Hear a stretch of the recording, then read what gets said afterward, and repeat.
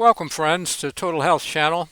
Thank you for being with us from time to time. Please like, share, and got some important information to tell you today. It's Bible proof that end times are beginning. And we're going to look at three major events that are impending, but not a Sunday law like many SDAs seem to think. So let's get on with it. When Christ was asked about the end of the world, he said to understand the book of Daniel. And in Daniel's 8th chapter, there's a vision at the time of the end. A ram is pushing from the Middle East, and it angers a goat that flies from the west and stomps the ram and breaks its horns. Well, Seventh-day Adventist pioneers were mistaken, really, when they thought that 1844 was the time of the end because of this vision. It was in Daniel 8:14, 2300 evening, morning, days, but day for a year in Bible prophecy, so it came out to 1844. I believe that God wanted a movement at that time to counter the godless Karl Marx's Communist Manifesto and Charles Darwin's evolutionary thinking. That neither one is he wanted and Seventh-day Adventists honor the Sabbath in memorial to creation, so perfect fit maybe, but I'm seeing that Adventists have problems too, many problems, and the truth is that God is going to put the seven churches behind us, and the pure woman in Revelation 12, clothed in the light, is not a denominational woman that prides itself on the seventh-day Sabbath while ignoring the annual Sabbaths and many other things that I see are embodied in the seven seals. And we'll get to that later. But first, we want to look at the fact of how we get there. This picture here shows the goat flying from the west to stomp the Muslim ram. The words at the bottom are, the vision is at the time of the end in Daniel 8:17. The horns of the ram are in Daniel 8:20, representing the kings or leaders of Medes and Persians, which today are Iraq and Iran. And we did Iraq a couple decades ago, and now just this past weekend, a week ago actually, the Khomeini is dead. Okay, and so that's the second horn. It was the higher horn that came up last, and we're going to be seeing how the goat becomes great militarily, maybe, and in fact is that Netanyahu praised and was thankful for the Roaring Lion project. Okay, or that was the Operation Roaring Lion, but really, it's, I think, a deception from what is biblical, okay? And we're going to explain that today because of the three events that are coming. First of all, the ram is not done yet, and they are actually going to take Jerusalem. In Zechariah 14th chapter, that's the last chapter of Zechariah, before Malachi and then the New Testament. So you just go back before Matthew, about 3 or 4 pages, you see Zechariah 14, and Day of the Lord, which is the end time period of like night of the Lord in Egypt. When God said, I will execute judgment, and he said later, that's Exodus 12:12, but in verse 42 he said, this is night of the Lord when he gave judgment. And Paul says the day of the Lord comes as a thief in the night. Well, God did that in Egypt. Egypt was a type of end-time day of the Lord, only it was night of the Lord. As day follows night, the big deals are coming for us. And so we can be ready if we understand that, because America has done worse than Egypt. Egypt threw Israel's babies in the river. America has thrown 63 million babies in the trash can since Roe v. Wade. So, bad situation, and we have enslaved people, not just Jews, but everybody in alcohol, tobacco, drugs. Medical care is a form of bondage. If you have to go every 2 weeks or a month and get blood tests or some kind of expensive and prescription drugs, which can be a leading cause of death. Anyway, my ability to talk about this is because I taught health at this was National Geographic cover story, November of 2005. It's about Loma Linda, featured there, and it's I am 84 and in great health, really because of the writings of the founder. Won't go there right now, but we will be showing you a little later why health is so important. I have a website called Health, Happiness, and Destiny, because health comes not from healthcare that we're calling it healthcare. Medical care is not healthcare, basically. It is prescription drugs, which are a leading cause of death. And bottom line is that healthcare is what Breslow studied at UCLA. He reported his 10-year study that 7 simple health habits were good for about 11-year advantage as an average, but 30-year advantage in the extremes. If you broke all 7 rules, you lived about 30 years less than people who observed all 7. And the big 3 were alcohol, tobacco, and obesity. Yeah, you could. You don't have much to look forward to if you're in bondage to those things, and it seems fine while you first go on a joyride, but it's not very good. Thankfully, I've done most of those things right most of my life, and I'm 84 and in great health, and I think I have teachers that are over 100. Okay, that have lived over 100. Anyway, what are the big events? I mentioned Zechariah 14, which says this Jerusalem will be surrounded and sieged. The city shall be taken, the houses rifled, the women ravished. Half the city goes into captivity. Well, that's a big event, and I believe we will see that happen just a month from now. Initiation of it. Titus in 70 A.D. came at Passover time, which was our month of April. And God said in Exodus 12:2, this is the beginning of the month, the first month of the year. It wasn't midwinter like came along later with the Catholic Gregorian calendar and January. Greek goddess Janus, January looking forward and backwards. Well, some of that's human knowledge, but I think we would do better to look at God's calendar, and it has advantages. Won't go there right now, but I see we need to understand what God has for us, and when Muslims take the city, we might wonder why in the world would God do that? Didn't He bring them back to get to their land of Israel? No, He did not. Okay, they came for free land. I got this from a Messianic rabbi who laments the fact that 90% of the Jews in Jerusalem today, or Israel, have no interest in God. They don't care about their Jewish heritage. They just came for the free land from the UN. Well, that's not a very good mix, and it doesn't make for a kingdom of anybody, whether that's Gentiles or what. The Jews did not count the sevens of Daniel 9, verse 24 and 5, where 70 weeks, 69 weeks to Messiah. Christ was anointed in 69 weeks of years, okay?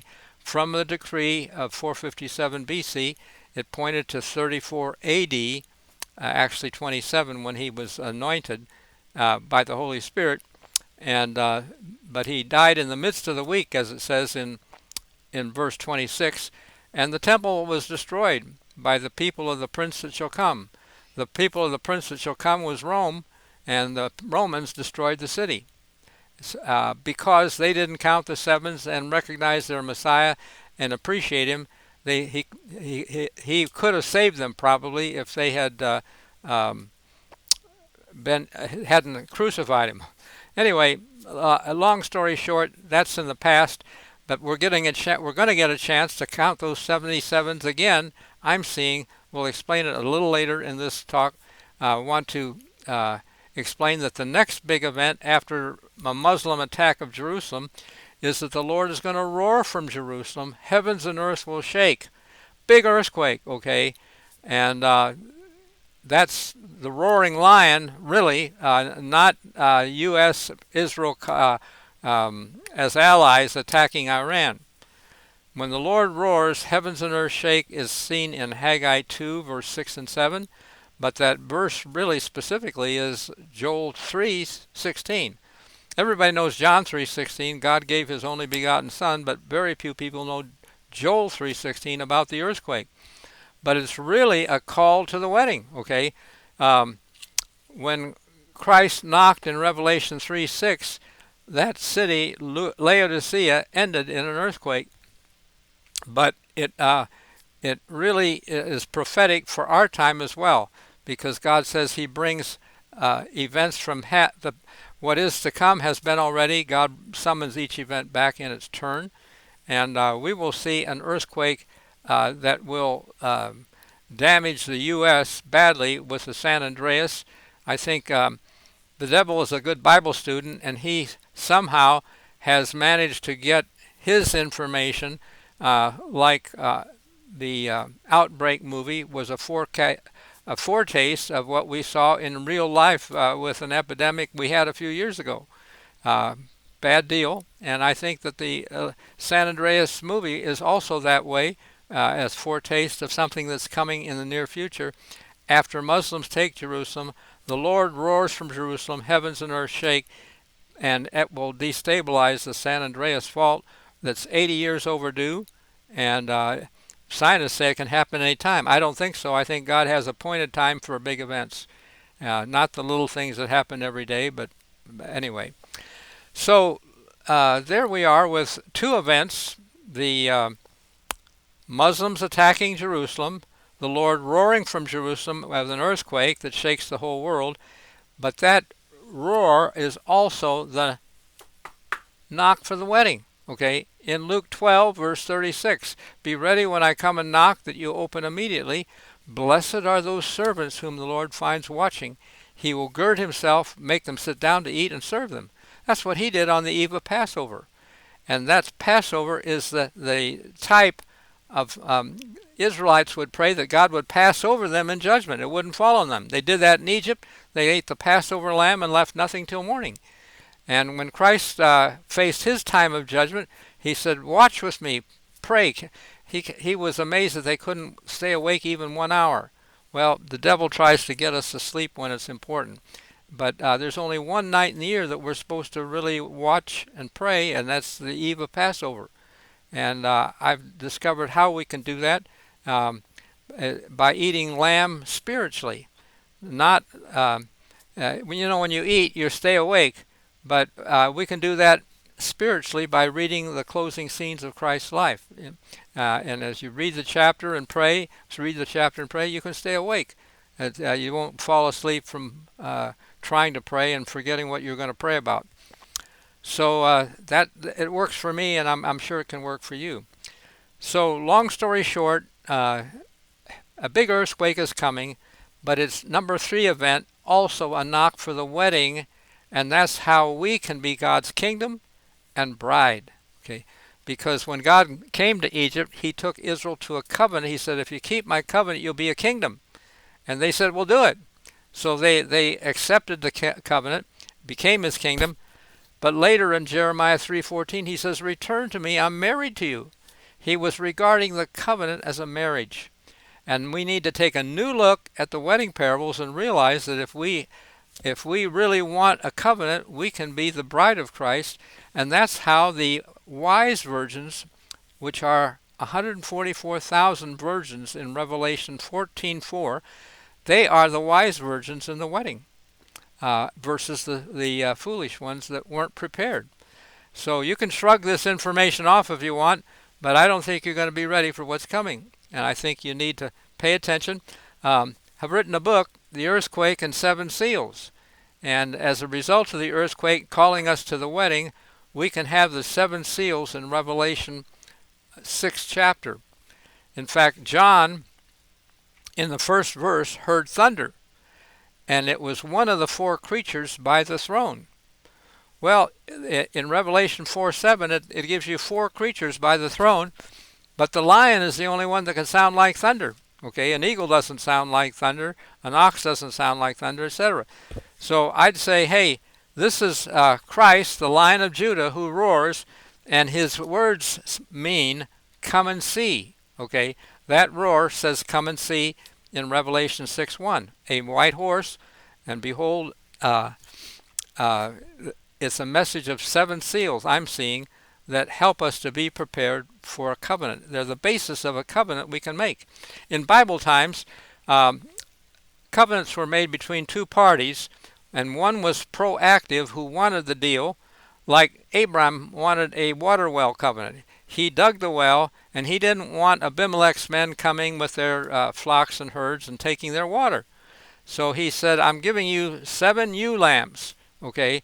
And Abimelech wondered, what is this for? He said, well, I want the water well. I dug it, and these lambs are my witness to the fact that it's my lamb. And they agreed. And when God made a covenant with Israel, he gave them 7 holy days, Sabbath, annual covenants, annual Sabbaths. They were called feast days because they would go down to Jerusalem, sacrifice a lamb, and feast on it that week, I guess. But it was a spiritual feast as well, and they got to fellowship with their neighbors. A week in the spring before crops were planted, and a week in the fall after crops were harvested. So that was a really nice arrangement for them. And I can see that God's calendar arranged for that with extra days, etc. We need to consider how his calendar is better than a Catholic Gregorian calendar, which is doesn't have the extra things that God's calendar did have. Later on that, more information. So anyway, we've had a good time talking here. I believe that we need to understand the earthquake and 7 seals. When Israel came back from Persia, they wanted to renew the covenant, and they read Deuteronomy, and they sealed to it. Well, 7 seals, starting in Revelation 6, verse 1, I think we need that. And I just say that some years back, I was at a crossroads in life and wondered what God wanted me to do. I asked him for a sign. And I didn't specify what, but a few weeks later, my mother died. She left me her car, a white Mustang. Well, and it had a mileage of 48,777. I took the 7s as a token for the white horse in Revelation 6:1, which is for 7 seals. 7 topics are linked to it contextually for truths that need to be restored by God's Elijahs, and they're for the last 7 years. So I think I'm burdened over the importance of these, and I wish you'd take a look at them. The earthquake and 7 seals is an digital form, inexpensive, audio and so on. You can go to Amazon, get it as well. But if you get it at my website, you get a bonus. You see this U.S. News and World Report cover story, How to Reverse Heart Disease. That's true. You can reverse heart disease. You can reverse blood pressure. You can reverse diabetes. And I have a link on my website to a video by Cleveland Clinic's cardiologist, Dr. Esselstyn. He's on the video along with other doctors telling how we don't need prescription drugs. And in my opinion, if you or your parents or your friends are taking prescription medicine, because of the adverse drug effects and a leading cause of death for medical care, I think you could do better by the book that I have is not worth near as much as the video link that I'm offering for free if you buy my book. So it's a bonus, but I believe this bonus with the video is worth hundreds or thousands of dollars if you take prescription drugs on a daily basis. And so I just like to say, go to my website, Health, Happiness, and Destiny. You spell "and" out also. healthhappinessandDestiny.com.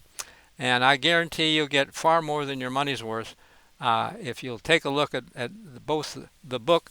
This is a lot of information to chew. Don't read too much all at once. Just read one chapter, think and meditate on it for a few days or a week. And we'll talk about some of these topics later again, what they are, because they, I believe, are restored by God's Elijahs. And so we'll think about this and talk again later. Please share this with your friends, and God bless you. We'll see you.